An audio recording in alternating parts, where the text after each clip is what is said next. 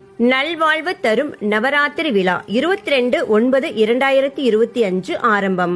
நம் வீடுகளிலோ அல்லது கோவில்களிலோ கொழுப்படிகள் அமைக்கும் முறை. முதல் படியில் ஓரறிவு கொண்ட வகைகளான புல், பூண்டு, செடி, கொடி, தாவர வகைகளை வைக்க வேண்டும். இரண்டாவது படியில் 2 அறிவு கொண்ட பிராணிகளின் பொம்மைகள், சிற்பி, சங்கு போன்றவற்றை இடம்பெற செய்ய வேண்டும். மூன்றாவது படியில் 3 அறிவு கொண்ட எறும்பு, கரையான் பொம்மைகளை வைக்க வேண்டும்.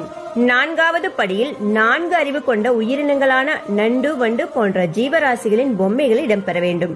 ஐந்தாவது படியில் 5 அறிவு கொண்ட விலங்குகள் மற்றும் பறவைகள் போன்றவற்றின் பொம்மைகளை வைக்க வேண்டும். ஆறாவது படியில் 6 அறிவு கொண்ட மனித பொம்மைகள் மற்றும் நாட்டிற்காக உழைத்த தலைவர்களின் பொம்மைகள் இருக்க வேண்டும்.